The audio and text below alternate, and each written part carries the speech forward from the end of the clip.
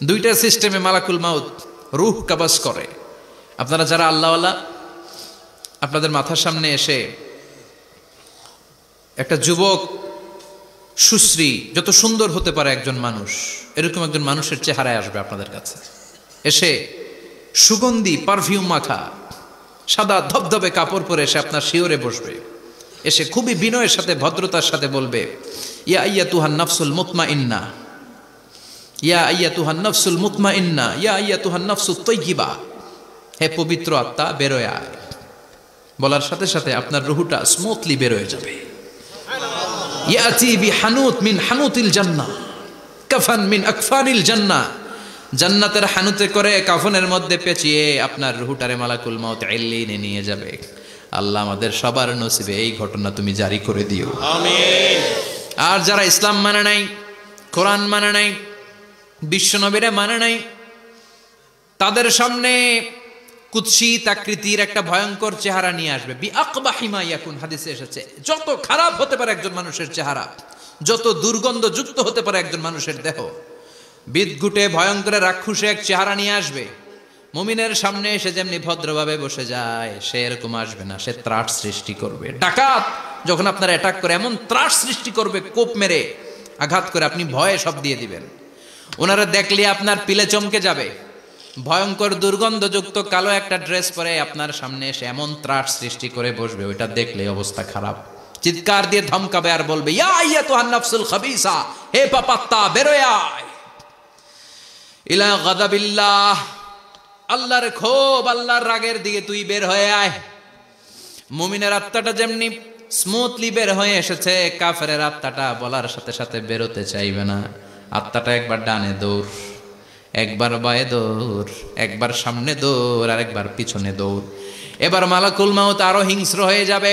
পা থেকে টান মেরে সারা দেহ থেকে খিচুনি দিয়ে পুরো দেহটারে চাপতে চাপতে জীবিত একটা ছাগলের চামড়া জীবিত অবস্থায় তার দেহ থেকে উল্টো দিকে টেনে টেনে বের করলে যেমন কষ্ট হয়, একজন কাফেরের রুহু দেহ থেকে টেনে হিচড়ে মালাকুল মাউত বের করে ফেলবে। এজন্য আল্লাহর কাছে আমরা চাই, ঈমানের পথে অবিচল থেকে আমার মরণ যেন হয়। প্রতিদিন পড়বেন এটা দোয়া। ঈমানের পথে থেকে যেন আমাদের মৃত্যু হয়, পড়েন আমিন। মালাকুল মাউত এই দৃশ্যগুলো নিজেই ঘটিয়েছে, তার জানা আছে মৃত্যুর কত কষ্ট। আল্লাহ বলবেন মর, বলার সাথে সাথে কাঁপুনি ছুটে যাবে। আল্লাহ বলবেন কেঁপে লাভ নাই, মর, মরতে হবেই, কারণ কুল্লু নাফসিন, everyone has to take the test of death. সবাইকে মৃত্যু নিতে হবে, গ্রহণ করতে হবে স্বাদ। The most certain thing in our life is death, but the most uncertain thing in our life is the time of death. আমাদের জীবনের সবচাইতে সুনিশ্চিত বিষয় হচ্ছে যে আমরা মরবো, এটা আমরা সবাই জানি না, কিন্তু সবচাইতে অনিশ্চিত বিষয় হচ্ছে যে আমরা কখন মরবো, এটা আমরা কেউ জানি না। জানি মালাকুল মাউত কাঁপতে থাকবে। আল্লাহ বলবেন জান্নাত এবং জাহান্নামের মাঝ বরাবর একটা জায়গা আছে, আল আরাফ, ওইখানে দাঁড়া। ওইখানে দাঁড়িয়ে মালাকুল মাউত বিকট একটা চিৎকার দিয়ে সারা পৃথিবীর মানুষগুলো, ফেরেশতাগুলো যেমনি দুনিয়া থেকে বিদায় হয়েছে, মালাকুল মাউত তখন বিদায় হয়ে যাবে। সেদিন বিকট একটা চিৎকার মেরে তিনি বিদায় হবেন। বিশ্বনবী বলেন মালাকুল মাউতের মরণের সময় সেই চিৎকারটা ওই দিন এত ভয়ঙ্কর হবে, দুনিয়াতে যদি তখন মানুষ থাকতো, কিয়ামত ঘটানোর জন্য আলাদা করে ইসরাফিলের সিংগায় ফুৎকার দেওয়ার আর দরকার হতো না। মালাকুল মাউতের মরণের কষ্টের ওই চিৎকারের আওয়াজ শুনলে মানুষগুলো সব কানের পর্দা ফেটে জমিনের মধ্যে তখনই লাশ হয়ে পড়ে যেত।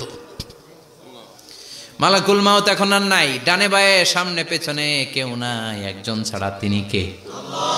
আল্লাহ তখন বলবেন ইয়া আরদু আইনা নাহারুকে, পৃথিবী তোর নদীগুলো কই, বিল্ডিং গুলো কই, রাজা বাদশাগুলো কই, পৃথিবীর নাজ নেয়ামত কই, ভোগের দুনিয়া আজকে কোথায়, অহংকার দাপট আর ক্ষমতার বড়াই আজকে কোথায়? লিমানিল মুলকুল ইয়াউম, who belongs the kingdom today, আজকে ক্ষমতা কার? চিল্লায় বলেন তো, সেদিন ক্ষমতা হবে কার? লিমানিল মুলকুল ইয়াউমা লিল্লাহিল ওয়াহিদিল কাহ্হার, ক্ষমতা সেদিন কারো নয়, ক্ষমতার মালিক একজন, তিনি কে? সব ক্ষমতার মালিক আল্লাহ, কেউ নাই, সব মরে গেছে। এভাবে যে কত হাজার কোটি বছর আল্লাহ একা থাকবেন এটা আল্লাহ জানেন, আমরা কেউ জানি?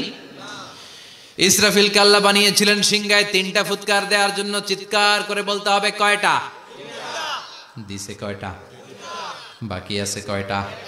এবার রব্বুল আলামিন ইসরাফিলকে জীবিত করবেন, জীবিত করে বলবেন তাড়াতাড়ি 3য় ফুৎকার দিয়ে তোর ডিউটি শেষ কর। সুবহানাল্লাহ পড়েন। ইসরাফিল এবার 3য় ফুৎকার দিবে। 3য় ফুৎকার দেওয়ার সাথে সাথেই পৃথিবীর বিভিন্ন প্রান্ত থেকে, মহাবিশ্বের বিভিন্ন প্রান্ত থেকে মানুষের জিনগুলো দাঁড়াতে শুরু করবে। বিমান দুর্ঘটনায় যারা মারা গিয়েছে, ছাই হয়েছে, ছাই থেকে উঠে দাঁড়াবে। তিমি মাছের খাবার হয়ে সাগরের মধ্যে মিশে গিয়েছিল, সাগর থেকে দাঁড়াতে শুরু করবে। পাহাড়ের মধ্যে যারা মারা গিয়েছে, পাহাড় থেকে উঠবে। হিন্দুদের শ্মশানের মধ্যে যেখানে লাশ পোড়ানো হতো, ওখান থেকে দাঁড়াবে।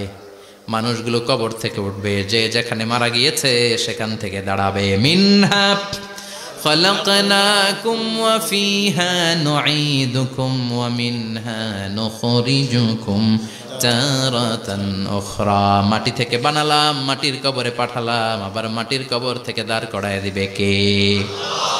মানুষগুলো দাঁড়াবে। মুমিন বান্দারা চোখ কচলাতে কচলাতে বলবে মান বাআসানা মিন মারকাদিনা। قالوا من بعثنا من مرقدنا هذا ما وعد الرحمن وصدق المرسلون। মুমিন বান্দারা চোখ ডলতে ডলতে বলবে ঘুম ভাঙালো কে? আমার ঘুম ভাঙালো কে? মুমিনরা, আপনারা দেদারসে আনন্দের ঘুম দিবেন সেদিন কবরে। 3টা প্রশ্ন আপনারে করা হবে। মার রব্বুক, তোর রবের নাম কি? তোমার ধর্মের নাম কি?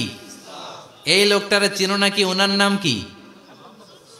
এবার বলবে 3টা প্রশ্নের উত্তর কোত্থেকে শিখলা? কও কোত্থেকে শিখছেন?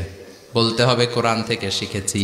4টার উত্তর যখন করতে পারবেন, ইফসাহু লাহু কবরুহু 70 যিরাআন, কবরটারে 70 হাত লম্বা করে দেয়া হবে। ওয়া ইফতাহু লাহু বাবুন ইলাল জান্নাহ, আপনার কবরের ভেতরে থেকে জান্নাতের দিকে একটা ঘর করে দেয়া হবে। জান্নাতের সুঘ্রাণওয়ালা সুবাতাস আপনার কবরের মধ্যে এসে ধাক্কা মারবে। জান্নাতে ঢোকা লাগবে না, আপনার ওই কানেকশন দিয়ে আসবে।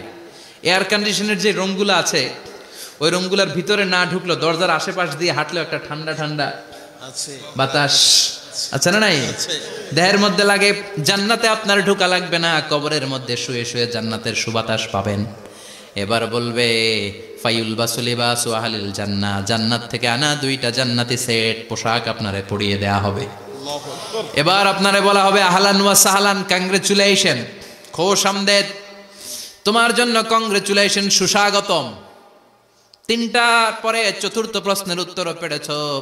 জান্নাতের পোশাক তোমারে পরিয়ে দিলাম, আর কোনো কাজ নাই, এবারের মতো খেলা শেষ, এবার ঘুমাও। কি করো? কথা বলেন, ঘুমাও। নাম কানাউমিল আরুস, বাসর রাতে বর যেমনি কনেকে নিয়ে শান্তির ঘুম দেয়, এরকম ঘুম দাও। তোমার ঘুম কেউ ভাঙাতে পারবে না ইসরাফিলের 3 নাম্বার ফুৎকার ছাড়া। সুবহানাল্লাহ পড়বেন না?